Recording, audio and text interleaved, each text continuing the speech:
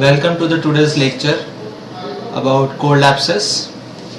Myself Dr. Hemant Vyas, MD Homeopathy, Assistant Professor in Surgery, Department of Surgery, Faculty of Homeopathic Science, Jyoti Vidyapit, Women's University, Jaipur. So let's begin our today's chapter about cold abscess. So an abscess which is not accompanied by signs of inflammation is known as cold abscess. It is almost always a sequel of tubercular infection anywhere in the body, but it is commonly found in the lymph node and in the bones. So let's see some examples of some images of this cold abscess. So in this image we can see a large cold abscess in the posterior or in the back.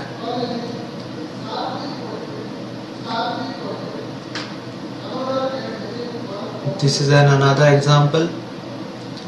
So this is a secondary abscess which is formed after the pulmonary tuberculosis.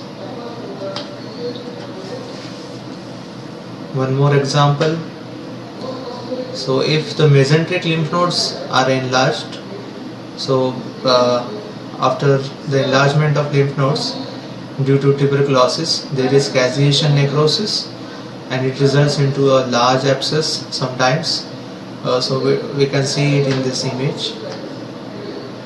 One more example of cold abscess, a large cold abscess inside the back of a patient.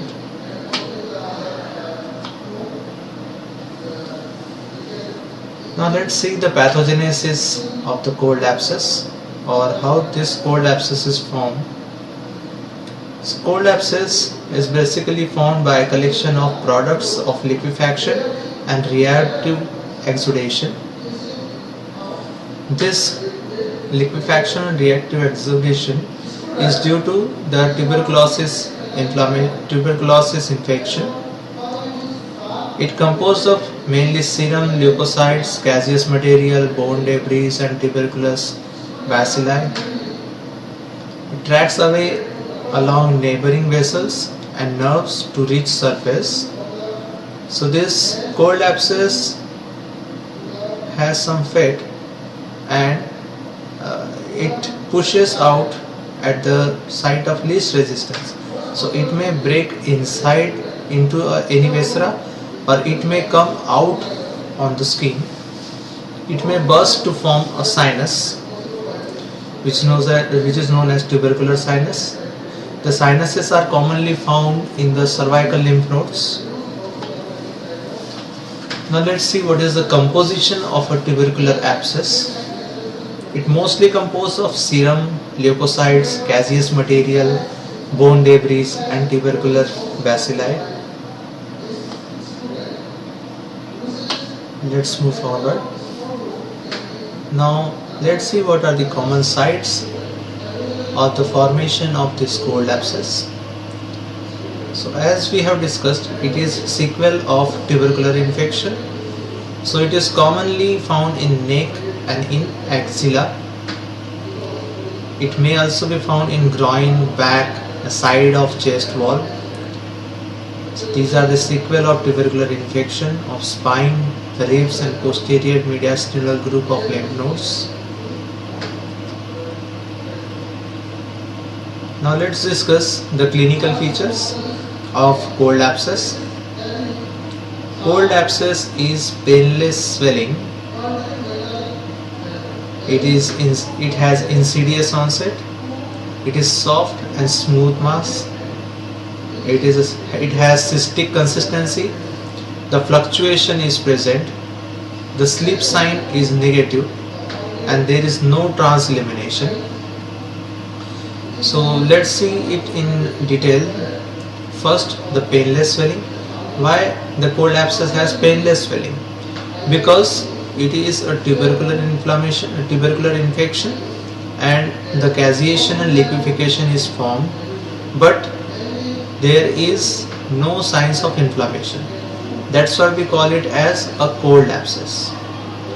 Then it has insidious onset, means the first of all you will see the symptoms of tuberculosis, and then incidentally there is formation of this soft swelling, soft smooth mass is formed. It has cystic consistency, the fluctuation is present, the sleep sign is negative, and no transillumination present.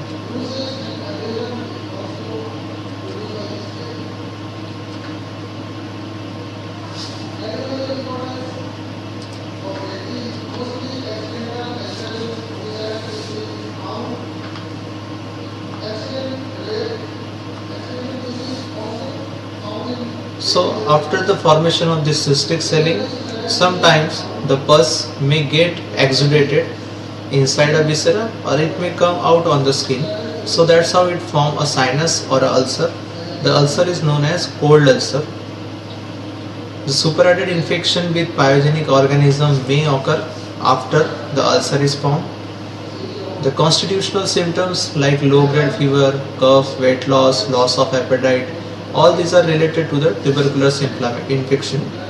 The symptoms of primary tuberculosis are there. Now let's see what differential diagnosis should be there. If we see a cystic mass or swelling, it may be a pyogenic abscess, or it may be a lipoma, cyst, or soft tumor.